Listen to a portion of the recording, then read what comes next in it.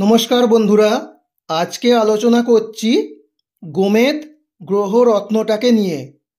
তো এই গোমেদ গ্রহ রত্নটা অনেক জায়গায় পাওয়া যায়, যেমন আমাদের ভারতবর্ষের কাশ্মীর, গয়া ইত্যাদি জায়গায় পাওয়া যায়।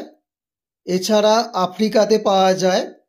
তবে শ্রীলঙ্কার খনিতে পাওয়া যে গোমেদ, সেটাকে সিলোনি গোমেদ বলে। এটাই হলো সবথেকে উৎকৃষ্ট মানের গোমেদ। এই গোমেদ খাঁটি সর্ষের তেলের মতো দেখতে হয়। তো এবার বলবো গোমেদ পাথর চিনবে কিভাবে।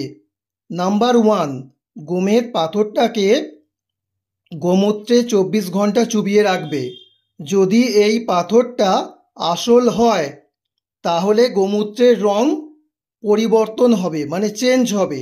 কিন্তু যদি নকল হয় তাহলে কিন্তু গোমূত্রের রং চেঞ্জ হবে না।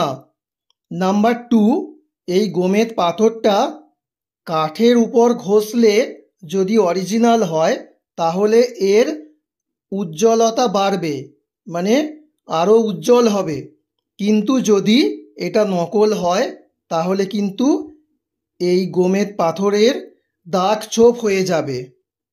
এবার বলবো এই গোমেদ পাথরটা প্রপার ওয়েতে কিভাবে শোধন করবে। এই গোমেদ পাথরটাকে 24 ঘন্টা গোমূত্রে চুবিয়ে রাখবে।